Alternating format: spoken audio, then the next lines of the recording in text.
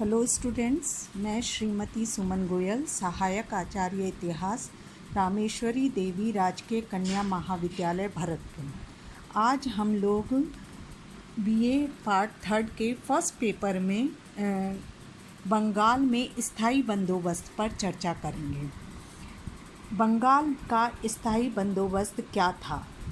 बंगाल का स्थायी बंदोबस्त लॉर्ड कॉर्नवालिस के द्वारा बंगाल में भूराजस्व निर्धारण का एक तरीका था। हमने पढ़ा था कि 1765 में इलाहाबाद की संधि के द्वारा अंग्रेज़ों को बंगाल, बिहार, उड़ीसा के दीवानी अधिकार मिल गए, जिसके अंतर्गत उन्हें बंगाल, बिहार, उड़ीसा से भूराजस्व एकत्र करने का अधिकार प्राप्त हो गया। इस अधिकार को मिलने के पश्चात अंग्रेज़ों ने बंगाल और बिहार, उड़ीसा में लगान एकत्र करने के लिए समय समय पर नवीन पद्धतियों को लागू किया। 1773 में वॉरेन हेस्टिंग्स ने नीलामी पद्धति लागू की, जिसके अंतर्गत भूमि की बोली लगाई जाने लगी और जो सबसे अधिक लगान देने के लिए तैयार होता उसे भूमि ठेके पर दे दी जाती थी। और ऐसे में जो भूमि को ठेके पर लेता था उसका उद्देश्य अधिकाधिक लगान वसूल करना होता था। वो उस क्षेत्र के विकास पर ध्यान नहीं देता था। साथ ही साथ इस समय तक कंपनी की मांगें बढ़ती जा रही थी, जिन्हें पूरा करना संभव नहीं था।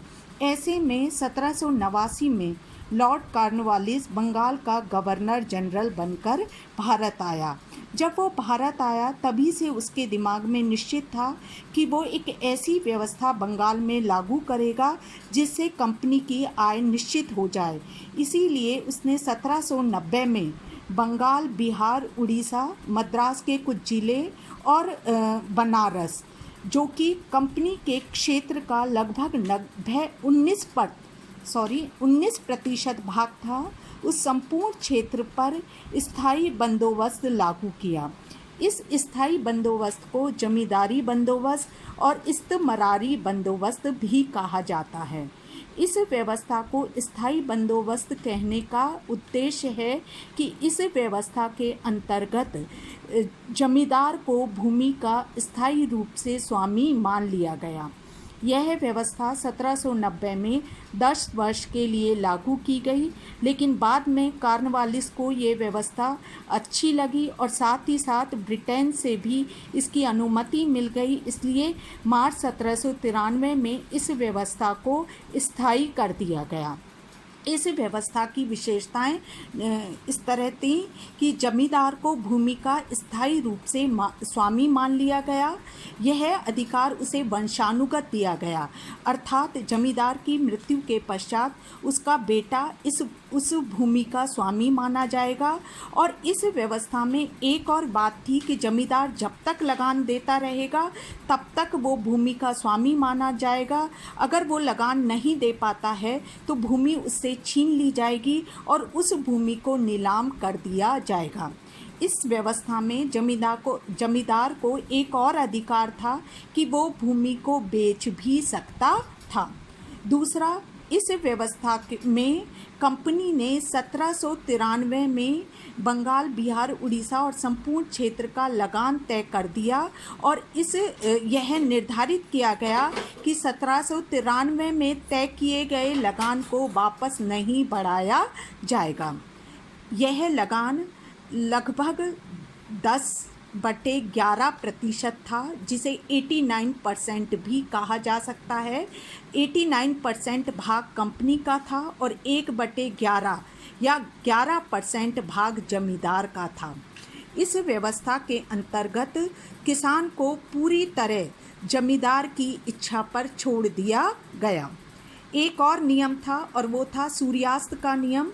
सूर्यास्त का नियम का तात्पर्य था कि जो लगान निर्धारित लगान चुकाने का दिन होता था, उस दिन के सूर्यास्त तक जमींदार को लगान चुकाना आवश्यक था। अगर वो सूर्यास्त तक लगान नहीं चुका पाता तो उसकी भूमि उससे छीन ली जाती थी। फिर इसके अलावा कंपनी ने यह भी तय किया गया कंपनी के अंतर्गत कि 1793 में जितनी रकम लगान के रूप में निर्धारित की गई वही रकम स्थायी बनी रहेगी। इसके अलावा अगर अतिरिक्त वसूली जमींदार करता है तो उसमें कंपनी का कोई हिस्सा नहीं होगा। लेकिन साथ ही साथ ये भी तय किया गया कि अगर किसी प्रकार का अकाल या प्राकृतिक आपदा का सामना जमींदार को करना पड़ता है तो कंपनी उसको कोई सहयोग नहीं करेगी।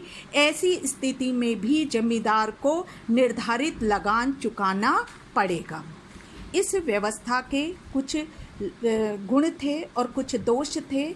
सबसे पहला गुण था कि कंपनी को बार बार लगान निर्धारित करने के झंझट से मुक्ति मिल गई। दूसरा, कंपनी की आय 1793 में चूँकि 89% तय की गई थी, इसलिए कंपनी की आय एकदम से बढ़ गई। फिर तीसरा, क्योंकि ज़मीन जमींदारों की इच्छा पर निर्भर थी, इसलिए जमींदारों ने भूमि की उर्वरता का ध्यान रखा और भूमि की उर्वरता इससे बढ़ गई।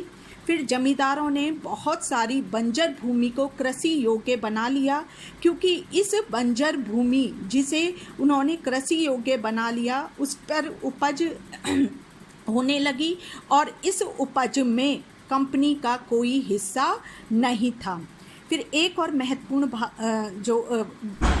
फ़ायदा था कंपनी के लिए कि जमींदार के रूप में उन्हें एक स्वामी भक्त वर्ग प्राप्त हो गया जो आगे आने वाले विद्रोहों में उसका सहयोगी बना। लेकिन इस व्यवस्था में बहुत दोष भी थे कि सबसे पहली इस व्यवस्था में किसानों को पूर्णतया जमींदारों की दया पर छोड़ दिया गया। जमींदारों ने उनका भरपूर शोषण किया और किसान पूरी तरह दयनीय स्थिति में आ गया। दूसरा, सूर्यास्त के नियम के तहत जमींदारों को प्रारंभ में बहुत नुकसान हुआ। वो निश्चित समय तक जो निर्धारित रकम है उसको चुका नहीं पाते थे, परिणाम स्वरूप उनकी भूमि नीलाम कर दी गई। तीसरा, कंपनी के लिए भी कालांतर में यह व्यवस्था हानिकारक हुई, क्योंकि किसानों ने बहुत सारी बंजर भूमि को कृषि योग्य बना लिया, जिससे उनके लगान में वृद्धि हो गई। लेकिन कंपनी का लगान 1793 में निर्धारित लगान पर ही अटका रहा। इससे जमींदारों की आर्थिक स्थिति बहुत अधिक समृद्ध हो गई। जमींदारों का नैतिक पतन हो गया, क्योंकि वो अब बहुत अधिक विलासी हो गए। उन्होंने किसानों को खेती के लिए छोड़ दिया। किसान खेतिहर मजदूर के रूप में खेती में कार्य करने लगे और उनसे किसानों के ऊपर उन्होंने कारिंदे छोड़ दिए और स्वयं शहरों में एक विलासी जीवन व्यतीत करने लगे और अकर्मण्य बन गए। इस व्यवस्था से समाज में वर्ग भेद हो गया। एक तरफ जमींदार वर्ग था जो कि बहुत विलासी था, बहुत पैसे वाला था, जिसके पास धन की कमी नहीं थी। दूसरी तरफ किसान वर्ग था जो मजदूर बनकर रह गया और जिसकी आर्थिक स्थिति अत्यंत दयनीय हुई। अंत में जो यह व्यवस्था थी कालांतर में चूँकि कंपनी के लिए हानिकारक सिद्ध हुई, तो कंपनी ने बंगाल के नुकसान का भार अन्य प्रांतों पर डालना शुरू कर दिया, जिससे अन्य प्रांतों पर बोझ बढ़ने लगा। इस प्रकार 1793 में लागू की गई यह स्थायी बंदोबस्त शुरू में भले ही कंपनी के लिए फ़ायदे का सौदा रही, लेकिन बाद में ये उनके लिए नुकसानदायक ही रही। Thank you.